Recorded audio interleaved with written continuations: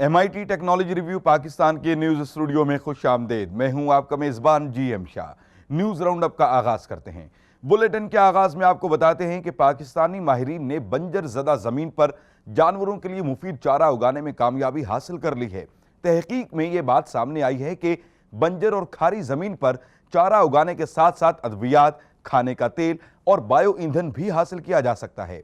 माहिरीन का कहना है कि इस तहकीक की मदद से सिंध और बलोचिस्तान के साहिली इलाकों पर लाइव स्टॉक के फरोग में काफी मदद मिलेगी।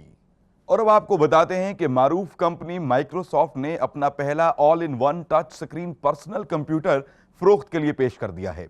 28 इंच चौड़े इस पीसी को सरफेस स्टूडियो का नाम दिया गया है, जिसकी स्क्रीन को दुनिया की सबसे बारीक तरीन स्क्रीन कहा जा रहा है। इस स्क्रीन को 20 डिग्री के जाविये से देखा जा सकता है। इसके अलावा इस पीसी में डायल कंट्रोलर भी शामिल किया गया है, जिसकी बेस पर पावर और प्रोसेसिंग का निजाम रखा गया है। इसका वसी टच स्क्रीन एक बड़े व्हाइट बोर्ड और ड्राइंग की जगह भी इस्तेमाल हो सकता है, जिससे कारकर्दगी और तख्लीकी अमल को बढ़ाने में मदद मिल सकेगी।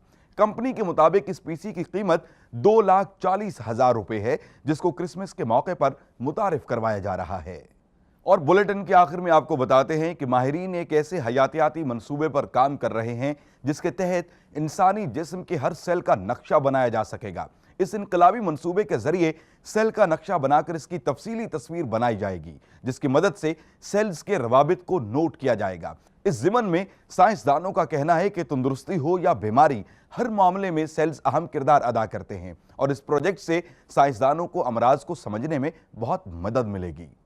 इसके साथ ही MIT टेक्नोलॉजी रिव्यू पाकिस्तान के न्यूज़ स्टूडियो से अपने मेज़बान GM शाह को इजाज़त दीजिए। अल्लाह ने के बान।